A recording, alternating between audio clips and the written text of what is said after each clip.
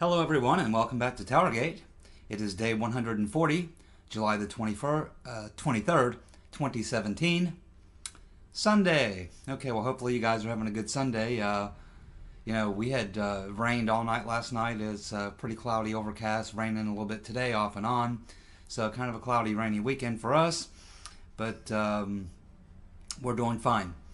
Now, yesterday I did a fairly intensive video. It took about an hour. That video is almost an hour long. So a lot of information and about the timeline and about my thoughts on exactly what we're looking at. So I got that out of the way, and something I've been working on for a few days. So I was happy to get that video done. Unfortunately, the upload took about 6 hours, so it didn't get uploaded till this Sunday morning. So I imagine that's what you're looking at this Sunday if you're checking out my video. And of course, this video will be coming to you Sunday evening. Should have it uploaded by maybe 6:30, 7 o'clock. So maybe 2 videos today, if you can tolerate me twice in one day. Okay, so back to following the daily breaking news events. So I want to get started right away with this first story coming to us from the Daily Caller once again. This is a very interesting story, if true, and I believe it probably is. And the story is that Daily Caller is reporting that Susan Rice, former Chief of Staff Dennis McDonough, and James Clapper met with the Senate Select Committee this past Friday to discuss Russia's interference in the 2016 election. Now, the head of this committee, who's a Republican, said that the unmasking issue was not on topic for the discussion. His name is Mr. Burr, Republican Senator Burr. If Republican Senator Burr is your senator, vote him out. The next available opportunity. He admits that people were unmasked, but said that there would need to be a full evaluation before any conclusions could be reached. The unmasking, this is a quote, the unmasking was all created by Nunes. So I will wait for the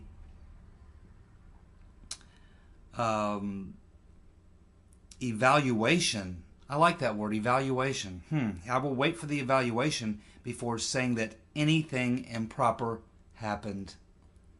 This is your Republican senator.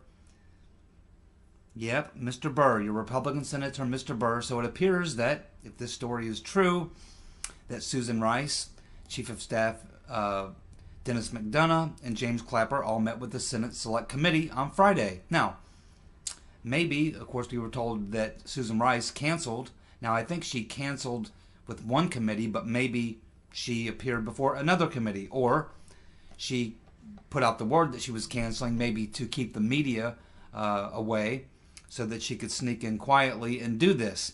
But it's very interesting that they spent their time talking about the Trump-Russia narrative and, of course, Russia's involvement in the elections, which has not really even been proven.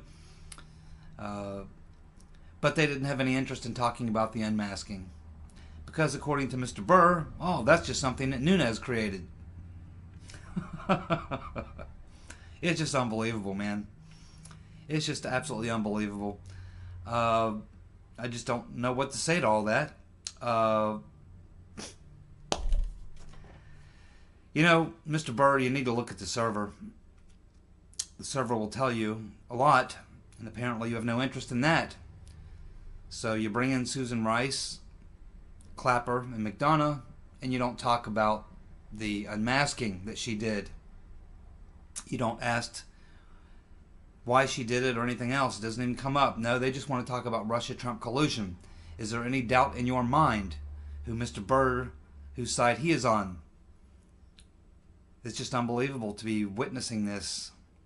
And if Republican voters in his state do not hold him accountable, then it is probably all of us who are to blame. Because we have the final say on these people, and we can vote them out. Let's hope that Mr. Burr is voted out, because there's no excuse for that whatsoever.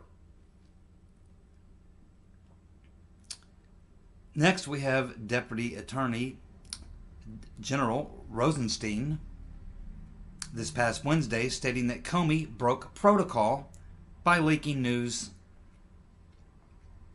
by leaking the memos to his friend. Well, we all know that. Many people have already commented on that and looked at that. We know he was using government resources. We know that nearly everything that the 10 or so, 7 to 10 or so memos that he's referring to that he leaked were all classified. 7 out of 10 of them at least classified. The other 3 are questionable as to whether or not they were classified, but they very well could have been. But it only takes 1. So why isn't Mr. Burr having a conversation with Mr. Comey? Why isn't Mr. Rosenstein slapped the cuffs on Mr. Comey? Why haven't they put in a special prosecutor to investigate Mr. Comey? But not only did he leak the memos, but he openly admitted under oath that he leaked the memos for the purpose of getting a special prosecutor to destroy the president. He also admitted under oath that his boss, the Attorney General, told him to change the characterization of the investigation into Hillary Clinton's emails into a matter, which he did. He also talked about the fact in a closed session that he showed a email to his boss, Loretta Lynch, showing that she had promised not to let the investigation go too far. That's obstruction of justice. But it doesn't appear that the House Judiciary Committee or Mr. Burr are very interested in any of that. They just want to talk about Trump-Russia collusion, despite the fact that this is Comey admitting to crimes. There shouldn't even be a Senate committee or House committee on this. Comey, under oath, admitted to these 2 things, both of which are crimes. They should have immediately the next day charged both Loretta Lynch and James Comey with obstruction. That's what should have happened. But nothing ever happens, does it? Next up, the lawyers for Glenn Simpson of Fusion GPS, his attorneys have now replied to a letter sent to the Senate Judiciary Committee stating that their client will not be available to testify because he will be on vacation. See, he was scheduled to testify this week, but it appears in the letter that he received asking him to testify this week, his lawyer is saying he'll be on vacation from July 31st to August 3rd. And the attorneys say that they will fight the subpoena or will advise their client to plead the 5th. Because once Chuck Grassley received this response from the lawyers, he ignored the lawyer's letter and went ahead and sent a subpoena anyway, requesting Simpson to appear this coming Wednesday. So it looks like Mr. Simpson's going to ignore the subpoena because he's on vacation, and that even if they do manage to drag him in there, he just isn't going to talk. That shouldn't surprise any of us. We'll see how they proceed, but that's the way that Mr. Simpson is playing it, and that's exactly the way I would advise him to play it if I was his attorneys. Of course, we have Trump Jr., Manafort, and Bill Browder all scheduled to testify this week.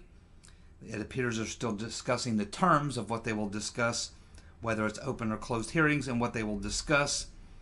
There are still some documents that have been requested that need to come forward. So this is likely to happen and play itself out this week as well. So you notice that they really want to talk to people who might be implicated in the Trump-Russia scheme.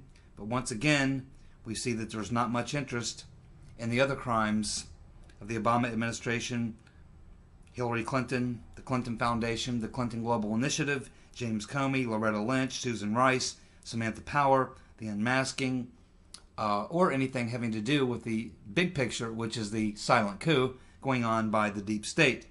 It's because likely all these Republicans are part of the plan. I'm sure they are. Okay, so we have a lot of people talking also about whether or not Trump will fire Jeff Sessions. Well, let's see. I don't think he will fire Jeff Sessions. I think he would like to see Sessions resign. I would like to see Sessions resign because Sessions has recused himself. And apparently, he recused himself from things dealing with Russia. But I guess according to Attorney General Sessions, everything is connected to Russia. He apparently can't investigate the Clinton Foundation.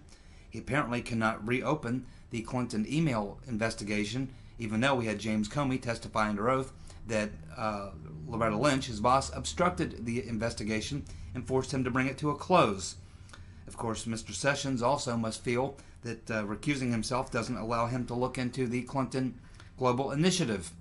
The Clinton Global Initiative, of course, is another one of the Clinton crime organizations that took 89% of the money that was sent to Haiti to be used for reconstruction. That ended up into the pockets of Bill and Hillary Clinton and a lot of their friends. That's something that Mr. Sessions could look into, but he's not. He could be looking into a lot of things that have nothing to do with Russia, but apparently, because he's recused himself from Russia, apparently everything is connected to Russia.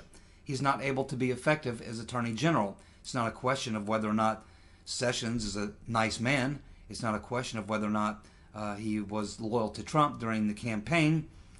These are not really the issue right now. The issue is he able to do his job? Can he be effective? And the answer is no. Attorney General Sessions cannot be effective. He cannot do his job. He has recused himself. And generally, everything that needs to be looked into apparently has something to do with Russia. Therefore, he cannot really do his job. And so Trump is just getting destroyed. And the best thing, as I suggested that they could do, is go on some offense. But they can't go on offense because Sessions has recused himself. And that leaves Rod Rosenstein. And of course, Rod Rosenstein is an Obama appointee who's part of the cabal to take down Trump. It's very simple. You would think that Mr. Sessions could see this. And the best thing that Jeff Sessions could do for the president and for the country, for the administration, and for the party, in my opinion, is to resign. Now, of course, we had this new thing pop up recently that Jeff Sessions forgot to mention another meeting with the Russian ambassador, which shouldn't really even come into play. It really had nothing to do with, his job as a senator on the committee he sat on was to speak with foreign ambassadors, including Russians. But now they're making the claim that in this particular meeting, this second meeting, which he forgot about, that they did discuss something having to do with the elections, and therefore that puts him in jeopardy. It's just another thing. Now, a lot of people are suggesting that this leak came from Trump, but Trump went out and tweeted after this revelation came out that is, basically supporting Sessions and saying that this was just another one of the many leaks that have to stop. Again, this goes back to what we've been talking about what I've been telling you, that they have a lot of things in the vault, and that they release this stuff that feeds into the narrative according to their own timing. So they have known about this meeting for months and months and months and months. But why are they just now releasing it? Well, because they need something else fresh to pop up into the news cycle for the weekend and something else to create more controversy. This is another reason why Sessions should step down. But more importantly, Trump needs to drain that swamp. He needs to fire every single appointee that Obama made before he left office. Every single one of them, right down the line. Even if it's 90% of the entire damn bureaucracy. They all need to go, and Reince Priebus needs to get busy getting people reappointed into those positions. Clearly, these leaks will not stop until they do, and they're designed to take down the president. And it just doesn't appear that anybody there has a handle on it. And if they don't get a handle on it in a real hurry, things are going to get quite ugly. Trump's base is still with him, but how long they will stay with him when this stuff just continues to come out and be leaked, feeding into the narrative, there's a breaking point. And I don't know at what point these people are going to wake up. Again, this would generally be the role of the Attorney General to try to get a handle on this. But Sessions has recused himself from apparently everything. He really needs to resign. That's what needs to happen. So I don't think that Trump will fire Jeff Sessions. I believe probably he would like to see Sessions resign. I think that that is the best course of action. It's best for Trump. It's even best for Sessions. Because he is not going to be able to escape, The target's on him. He recused himself. He's shown that he's a weak target. And they've got plenty of more, I'm sure, meetings between Sessions and other people that could be called into question. And they'll release that stuff whenever they need to as well, to continue feeding into the narrative. There's one setup after another in the can, already waiting just to be dropped. And this will continue. This is another reason why Jeff Sessions should do the right thing and step down. I don't think Trump will fire him. I really don't. Trump could call him into his office and have a talk with him and explain to him what I just did and maybe coerce Jeff Sessions to step down. But I don't think Trump will actually fire Sessions. I would be very surprised. Next question. Will Trump fire Mueller? Well, that's a very tricky and even more important. Can he fire Mueller? Well, yes and no. No, he cannot directly fire Mueller as the law is now. But he's president of the United States. He could sign an executive order basically abolishing that law and allowing himself to fire Mueller. Would he do that? Probably not. Politically, not very wise. It's not the advice I would give him. Will he fire Mueller? Well, he could do what Nixon did. He could go to his Attorney General, who has recused himself, which means he has to go to the Deputy Attorney General Rosenstein and say, I want you to fire Mueller. To which point, Rosenstein would likely, as he said, he would refuse. And this is exactly what happened in Watergate. Nixon wanted to fire Archibald Cox, the special prosecutor. He went to his Attorney General and said, fire Archibald Cox. And his Attorney General said, I really can't do that. And the fact that you're asking me to do that creates a real problem. I can't serve you and do as you're asking me to do. And I don't feel right at firing Mr. Cox, so I'm going to resign, which he did.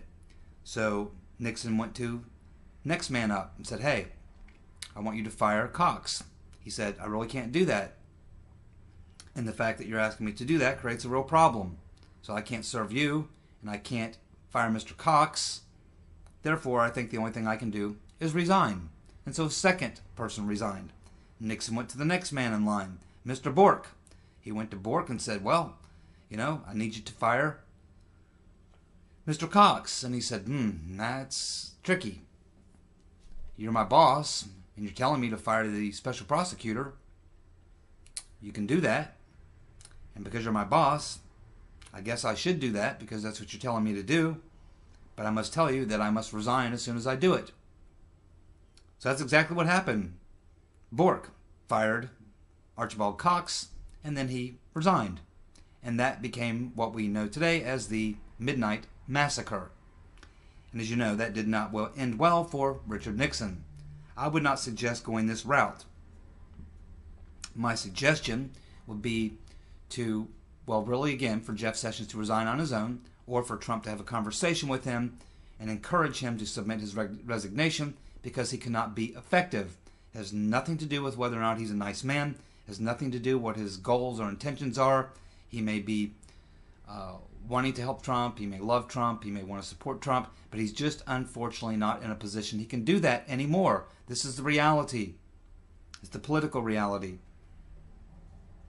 So I think that Sessions should resign. That's one case, in which point you appoint a new Attorney General, and then he takes full control. And he doesn't have to be recused from anything going on. He can immediately assume his full duties, in which point he can rein in Mr. Mueller. That is one way to do it.